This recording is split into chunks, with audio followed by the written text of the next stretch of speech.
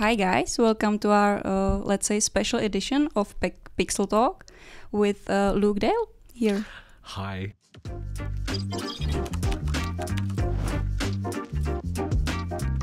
So let's get right into it. Yeah, let's not mess around. With the first question. Were there any moments where you had to improvise lines or behavior on set? We never really improvised because, and we say this a lot, the writing was really, really good. And obviously, because you're doing motion capture, performance capture, every element of that is being animated and needs to be as it was when it was recorded and conceptualized in the beginning. So if you veer out of what was in the script and has been totally agreed upon by the studio and the writers, it makes it really hard for the animators. Everyone's not on the same page. So while you can sort of do that in films and theatre, it's much harder to do it in video games. But not just that, there's a bit of an arrogance in saying, oh, I'm just going to try something and let everyone work around me, when there's been so much work and effort been put into the script by wonderful, talented writers.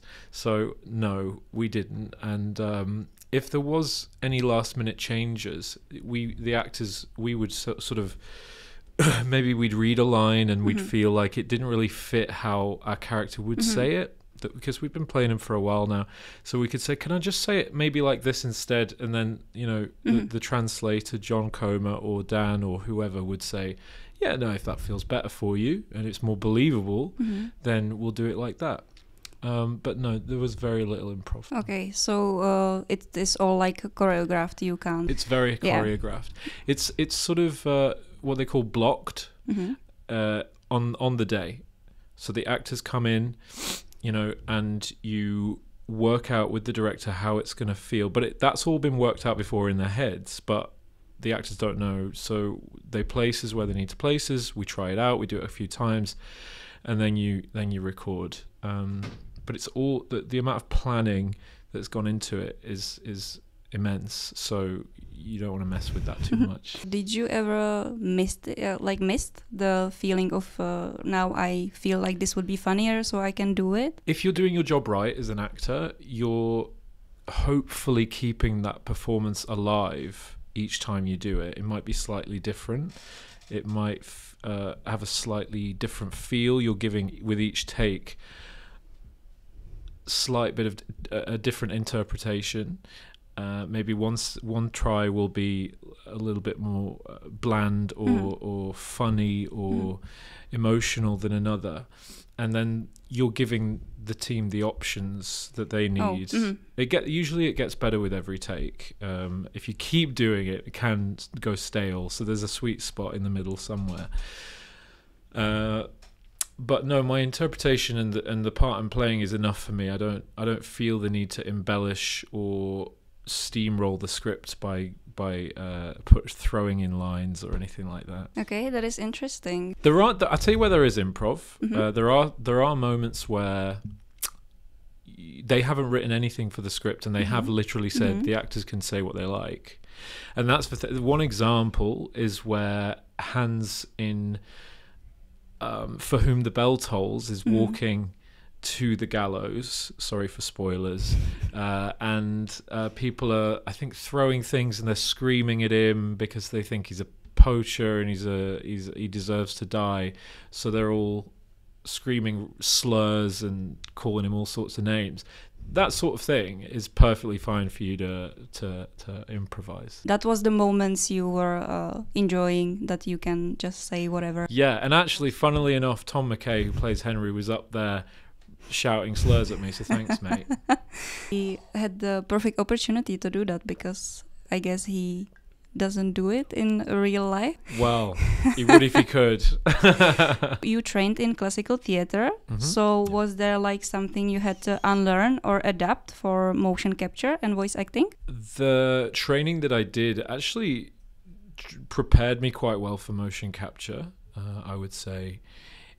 Nothing prepares you for the obstacles in your way with performance capture. There's a lot to get your head around and over, because it's hard enough trying to build and portray a character like in a film or theatre, but to do it when you've also got like a headset on, lights in your face, the camera right here in the middle of your eyes. So if I'm here with you, like I've just got this thing in the middle of my, and then of course the suit and the bland room, and seeing all the other actors dressed the same.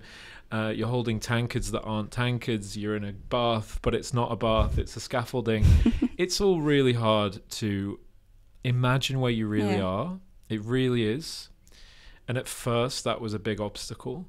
But my training as an actor did prepare me in terms of your imagination. Your imagination has to be really strong, and you have to be like a kid. I mean, being an actor is just like being a kid.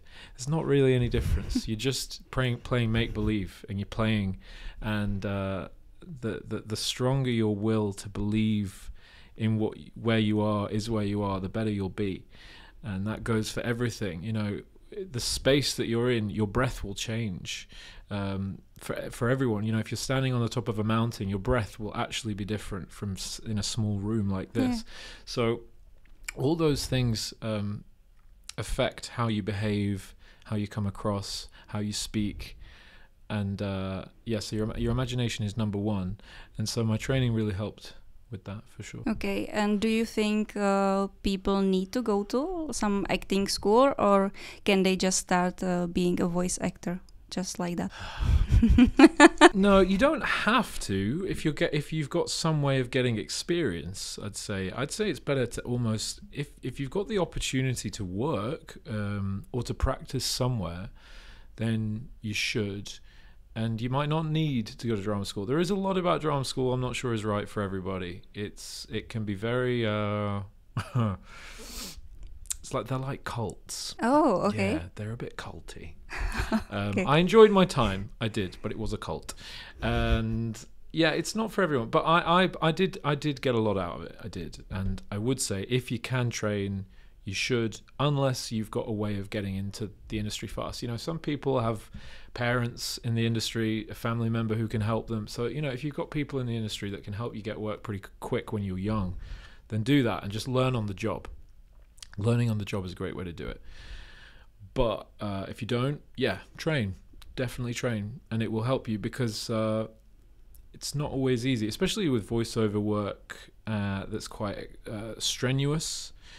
It sounds silly, but if you're in a voiceover booth for 4 or more hours, and often that's a lot of that screaming or fighting, that's so bad for your voice, and to sustain that for a long period of time is very hard. So what your training will actually do is teach you to the point where it's in your body and in muscle memory, to be able to do that for a long time without losing your voice. And you know, your voice is your instrument at the end of the day, so you need to be able to use it constantly. And your training will help you with things like that as well. So you think getting the experience early is better than to learning some technique and going out of school to like know everything on paper? Getting early experience is really good, but it's not necessarily imperative. I mean, I always think of people like James Gandolfini, who plays the lead, Tony Soprano in The Sopranos, right? He didn't act until he was in his 40s, and he's one of the most powerful, compelling actors that ever graced the screens, right? God bless him, God rest his soul. But he's a good example of someone that just had a sort of raw talent. He'd never really honed it until he was later on in life. He did some classes, realized he had this talent, and went for it. So there's no rules. There's no rules. But I mean, I did it when I was younger because it was right for me, and I was hungry to learn. But I think the main thing is curiosity. Keep your curiosity and your hunger to learn and to be interested in people and behavior and thought. The idea of thought is very important as an actor, and how thoughts emerge and where they come from, and how they change. All that stuff's really, really key. And for you, when did you thought about the path of doing voice acting? let's say, against the theater? Because, you know, you had a drama school, so I would have thought you would go to a stage, maybe, like being an actor on stage. I did do stage for quite a while. I did a bit of television, and then I had a period where I barely got any work for a long time. I'd got the first Kingdom Come game not long out of drama school, and that, you know, I did that for a little while, but then obviously that went away for a very long time. And yeah, I mean, it was nice to have Kingdom Come, that it came back for a while, but once that work dried up, I went a long period without any work, and the work that I could find at the time, this is when I was around 22, 23, 24, was didn't pay well. The theatre didn't pay well. There wasn't much of it. And yeah, no one was knocking on my door going, we really want Luke Dale. Like, no one gave a shit. So I decided to go off and cultivate another set of skills and another career, because it just felt to me like I was running out of steam, and I didn't have any other way to make money at all, apart from being an actor. I did odd jobs, like I worked as a waiter and on bars, restaurants, was a nanny for quite a while. I looked after people's kids, and that was all good, but it just didn't feel like a good way to live for the rest of my entire life. And I was like, I'm going to need something else. So I became a filmmaker, and I was quite successful in that, and that was really good, and I still do that now. What was your bloody question? I'm so sorry. There was a reason for why I said all of that. Yeah, when did you choose the path? Oh, how did... Yeah, so yeah, but the voiceover thing, you know, I just fell into it by getting this game, and the success of the game is why I'm still doing it now. And this game has given me the ability to come back to acting. You know, the success of it has been so big that I now, you know, I have managed to get a couple of agents again, and I can audition for stuff again. But even right now, you know, 32 years old, I'm much more experienced. I think I'm a much better actor. I struggle to get work as an actor, right? Yeah. So, but the difference is now that I don't have to rely on it, right? Because I can do streaming, I can do filmmaking, I can. There's all sorts of different ways that I can make money now. So it's like what before felt like life and death every time I had an audition. I was like, oh, I must get this because I don't know how I'll make rent. Now that's gone. And I do an audition now and I forget about it. And I'm like, if I get the job, I'm like, miracle. But I don't, it's no longer like everything. Whereas that's what it used to feel like. So you are more relaxed now? Much more relaxed, yeah. Do you think the people can tell on the auditions that you are more relaxed? A lot of the auditions that I do are like self-tape auditions, so I don't go into rooms and meet people. That's what you used to do. And I think it's a shame that we don't do that much anymore. I think you still do, but it's like more towards the end of the process of auditioning. And so like the initial audition is usually they send you the script and you literally do it in your room and you with your iPhone, and you just quickly tape for it with someone that helping you, and you send it off to them. And if they like how you look and if you can say words, they might have you if you know you look right. I think it's a shame because I like to be able to have people meet me and see me and understand me, and I also then can find out whether I want to work with them. You know, what if I walk in the room and you know they're kind of rude or they're arrogant? I actually don't want to be in their project anyway, so it's all one-sided, you know, and I think that's a shame. But you know, you do your best, and I think I think I'm much more relaxed, and my tapes are probably better now than they ever have been because I'm an old man now. I wouldn't say you're old, but you know, just Thanks. In case someone who is older is watching us, I have to like save it. But do you think that, like, for acting, when we are talking about television, film, somewhere where you can see your face, that it's more about how you look than how you act? I think it's probably very, very, very important, how you look. And not necessarily that you have to be beautiful, but just, do you look like you're right for the role? And then after that, it's, okay, are they any good? To be honest, I think people put profile over talent. I think that's been the way it's been for a very long time. And there's no point in getting annoyed about that. That's just how it is. There were times when I used to audition when I was younger, and I'd do a great job. I'd get recall after recall after recall, and then I wouldn't get the job. And then I'd look, when the thing, whatever it was, came out, I thought, okay, who did do it? And it'd be someone who many more credits than me, constantly working, a face you've kind of probably seen before, and you just go, oh God, it's every time. So yeah, it's frustrating, but like, you just, perseverance is key, I guess. Okay, so it's hard to get into it, like into the industry when you are new. Extremely, extremely. Yeah, it's extremely hard. That was very interesting. Thank you. I never knew this stuff because I didn't try to get into acting. Yeah, well, now I won't. Don't bother. Let's get back to the set. And was there a moment where something went wrong, but actually it was good in the end? Like on set in the studio, something went wrong. I mean, just my performance every single day. No, I don't know. I don't think anything much went wrong. To be honest, on the whole, it's a really well-oiled machine. There are such a talented bunch of people, and if anything does go wrong, you just do another take, really. So there wasn't any case that something would be a mistake, but they would say, I like the mistake better. Well, yeah, that kind of thing did happen, I guess. I've struggled to pick an instance out of my mind, but I think, yeah, like, you're constantly looking for things that feel organic and real. So sometimes, yeah, someone would do something that maybe was unexpected, and but it felt right. So you might keep that. You'd be like, yeah, do that on the next take.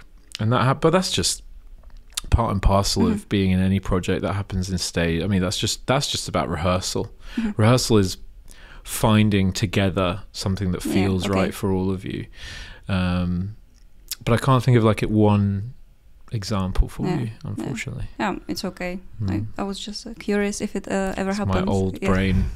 Old I will have to convince you here now that you are not old. I wasn't prepared for this job. I have a special question. If you could tell me, how did you capture riding a horse, like as a motion capture? So Pebbles is actually just a chair, which I hate to break it to you. Oh no. I know, it's a shame. She's beautiful, but she is a chair. Yeah. And it was a nice chair, at least. It was an okay chair. It actually hurts your bum. It's quite hard. Oh. Yeah. They didn't get special chairs. They're just chairs. And they actually don't animate anything from below the waist. So it's all just how you look when you're on the chair from like up here. And they also encourage you not to do all of this stuff, because they're like, we're gonna sort that out in post. You can sway a little bit, or if there's a little bit of movement, but it's nothing crazy. Because actually, if you're on a horse and the horse is riding quite fast, you're not like really up and down. Actually, if you know how to ride, you're fairly static. So they were like, don't do any of that rubbish. And did they tell you before or after you tried doing that? Oh God, yeah. No, the thing is, actors always want to do more and give more. So yeah, we'd be there like, come on. And they'd be like, can you just stop doing that? Yeah. But yeah, also the swimming as well was done on chairs. We have footage of that somewhere, which is pretty hilarious. Yeah, chairs are very important in the studio. Yeah, it looks like it. Yeah, very. You don't have a game without chairs? No. It seems. There's no game without chairs. Kingdom Come, Deliverance, chairs. The next DLC. That's the next DLC. We'll go over to what are you doing now, which is streaming. So on stream, you seem like such a theater kid. I think you can tell. I've been outed.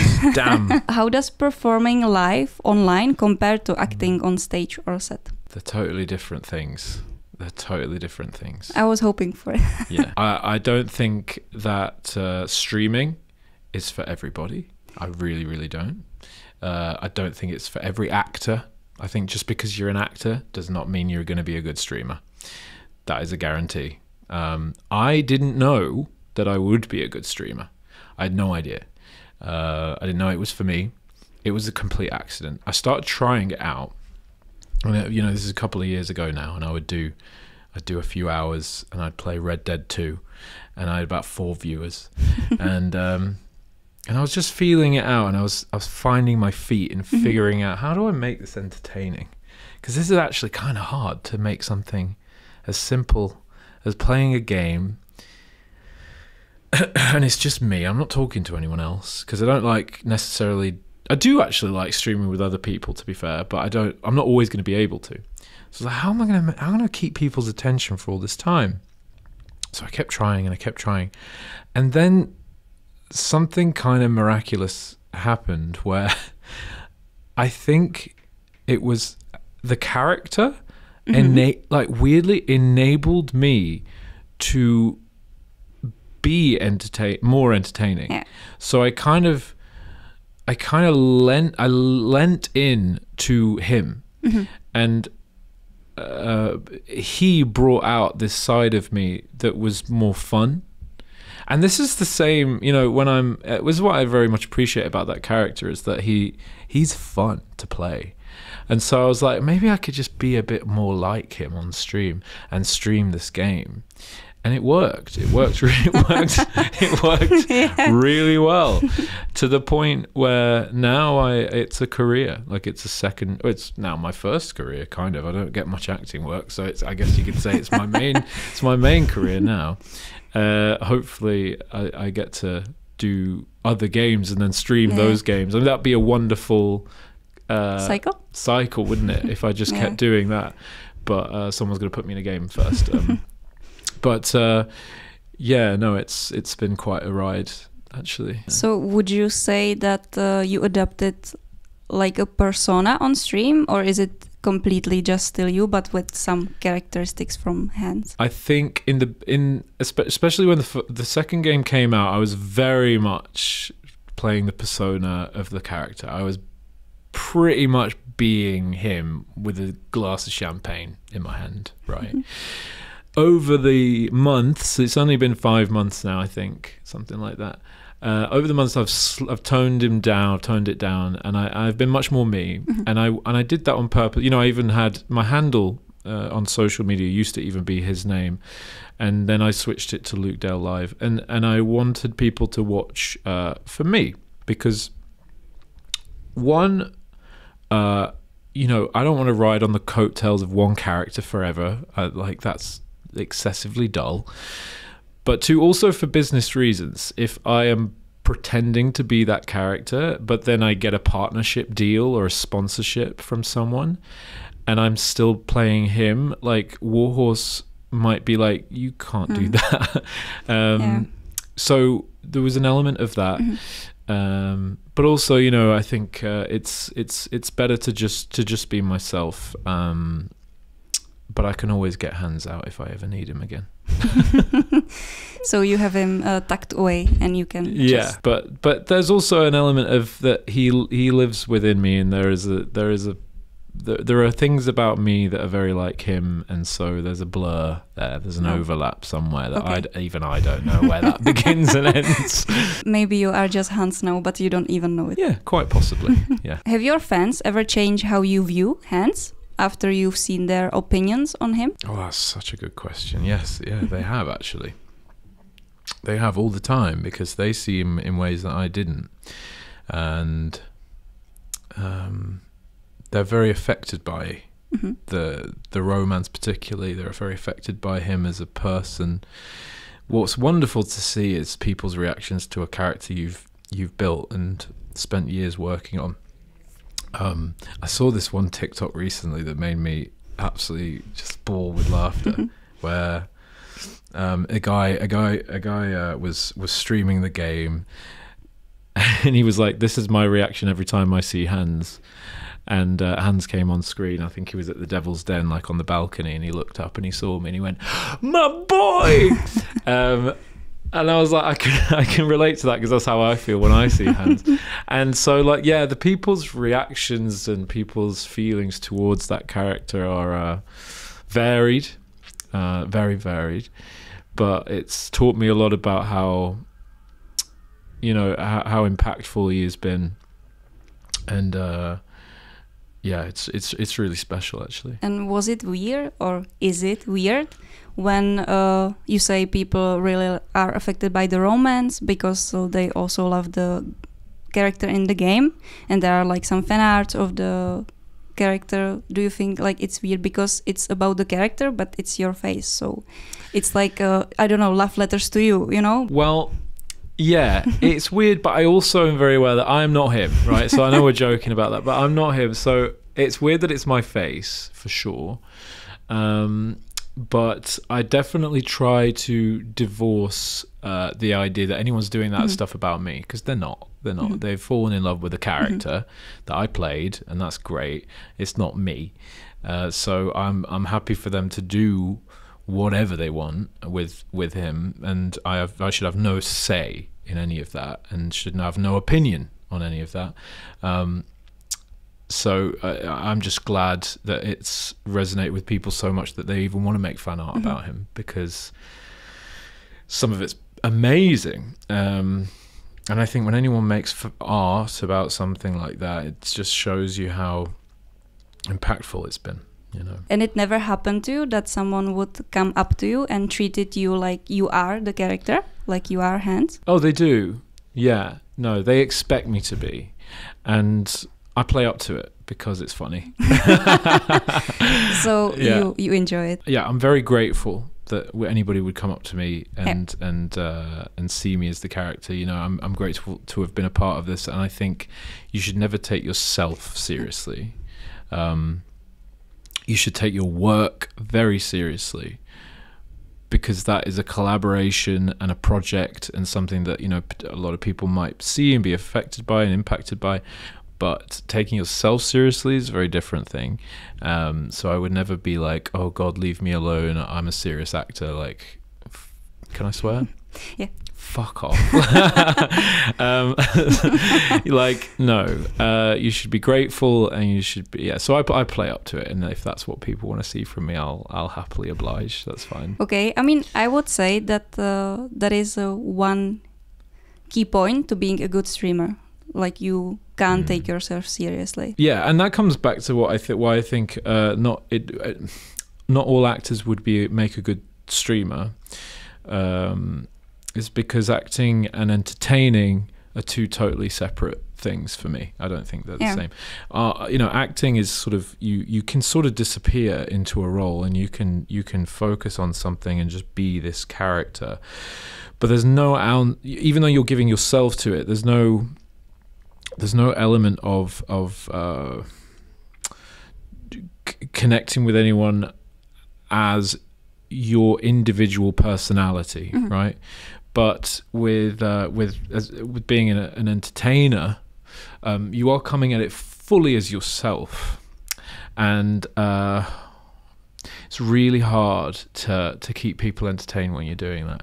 Which is why it helped with kind of putting a little bit, sprinkling of Hans in there a little bit, to give me a bit of pep, and the odd bit of beer didn't hinder me either. That was quite helpful.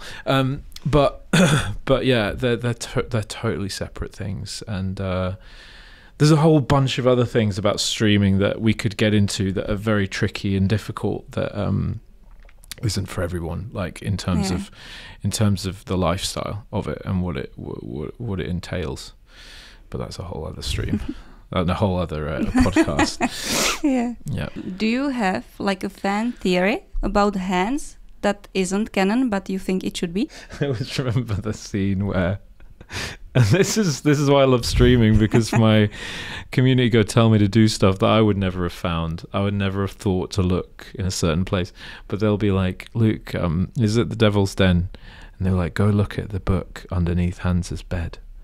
I was like, why? What's under there? It's like, just do it. Just go look. And I go look at this book, and he's basically got medieval porn under there. It's dirty poems. I was like, you little dog. And yeah, I think that's interesting, and I think I think he's a horny bugger. That everyone knows that, to be fair. That's not a revelation, is it? But I think he's quite a horny bugger. I mean, yeah, that's not a fan theory. It's not a fan theory. It's a fact. Yeah, it is. It is, yeah. How often do you get mistaken for Joe McHale from Community? All the time. Well, I used to get it more when I was younger, but yes, I do. Yeah, Joel McHale. I get that a lot. Yeah. How did you what? Did you just see that? I saw the TV series, like the Community, yeah, the TV show. But have I said this to you before? No. That's mad. Okay. Yeah, no, I do. You were just looking like someone, and I just figured it out. No, I do. I look like I could be his son or younger brother, maybe. I also think we kind of communicate similarly. Like we have a similar kind of mannerisms and personality. Do you know what I mean? Like I'm a massive Community fan, and I always loved him. I always like aspired to him. I would like him a lot. I think he's great. But I was always very aware that we're kind of similar in a lot of ways that scares me. I'm like, it's some of my family tree go over to America at some point. I don't know. When you moved to Prague, did you think about joining theater again? Since rap theater is mainstream in Czech Republic, kind of. Ooh, I don't know. Theater is like my first love. It was the thing that I think I'm best at. I think I'm a much better theater actor than I ever was any other kind of actor. It's the thing that I most absolutely adore. Would I go back to it? I don't know. It doesn't pay well. It really, really doesn't. And it takes you out of other opportunities for a really long time. So you can be in a show for like, where you have to rehearse it for weeks and then be in it for weeks, and it can really, like, you know, stop you getting other things and being open to other things. So I just, for that reason, I'm not sure. But if it was the right play and the right part in the right theatre with the right director, whatever, then yeah, of course I'd love to. But I do miss it. I also, like, I did musicals and I'm a singer and I miss that. So if it was a musical, that would be hard to say no to as well. So yeah, we'll see. And that brings me to the other important question. Have you been to Jara Zimmerman's theatre yet? I haven't, but I do intend to. I've actually got a few actor friends in Prague that act in a lot of plays regularly, so I'm going to probably go and see them at some point. They actually do a production there. It's like British production of Jara Zimmerman's plays, so it is very interesting. To see. But do Czech people go and see English plays? Yeah, they do, because the Czech version is so popular that it's hard to get tickets. Did you see The Conquest of the North Pole? No. That had I didn't. That had two of the KCD actors in it. Oh, really? Yeah, Hanush and Radzig were both in that. Just a few more questions about Kingdom Come. Did playing Hans shift your perspective on nobility, masculinity, and privilege? Wow, you're really coming out of the gate today with big swings. Did it change my... Can you say it again? Did it change your perspective on nobility or masculinity or privilege, you know, because he is like a privileged person in the game, or noble one, so...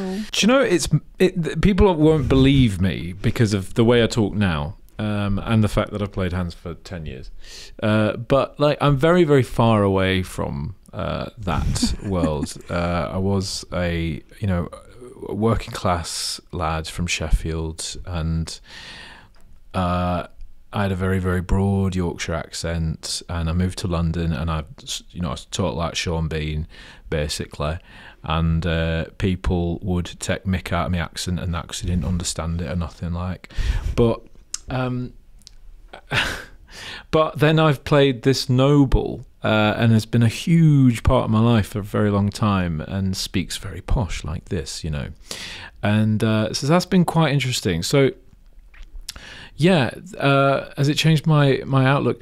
I think it's made me empathize with people who are put into positions that they're maybe they're not ready for. I mean, when I think about Hans and what he has to do, is this young lad, and all he really wants to do is go out and fuck and drink and have fun, but he has got these responsibilities, and I do feel for him for that, because like I fortunately was able to go have fun when I was younger, because I wasn't in the royal family. But you look at someone like Elizabeth II or any of the royals, they can't do that. Like a good example would be Prince, not William. William was more of a straight edge, but Harry, like Prince Harry, he was always getting in trouble for going out and partying, and it must be annoying. But you got duties, so it did make me empathise with him a little bit, that he couldn't have a normal life. He couldn't have that kind of life. He's always getting told off, but he finds a way. He finds a way. Masculinity-wise, I think the game has done a stunning job of exploring male relationships, and whether that be intimate or just a deep kind of friendship connection. I think it's perfect. I think it's just perfect. It's very real. Their relationship reminds me very much of some of the friendships I've had in my life that have meant a great deal to me. And yeah, and of course, if you wish to take that further, I think it's wonderful how they also did that. And a lot of people thought, some people thought it came out of the blue, and I don't think it did. I think any relationship I've had that was really meaningful, meaning like romantically, it always was born out of a very strong friendship in the beginning, and it's quite rare, and also can be quite surprising when it happens. And there's that foundation there that leads to the more powerful kind of feelings that you have. So the idea that's like impossible to some people is crazy, and then you mix in all the other circumstances that come along with it. But the writers of the game and the characters has taught me a lot about that stuff, and has really impressed me with how they navigated it. Okay, thank you for answering that more philosophical question. I would say. My pleasure. Is there anything you personally would love to see in Hans' future? Oh, well, he's being married off, which is obviously devastating for him, and I would love to see how he deals with that, if he deals with that. But then also, people often ask me, like, if there was another game, what would it be about? And I think, the Hussite War was quite interesting, because actually Hans swapped sides in real life. Jan Potacek, the real dude. That would be terribly interesting to explore, and why he did that. That seems like the Hussite Wars. There's a wealth of stories and interesting things that you could explore there. So yeah, that's where I would go with it. Yeah, I think that's all of our questions. Thank you so much for coming today. My pleasure. I learned a lot, so hopefully you guys did too. Thank you for watching my silly face. So next time, bye. Bye.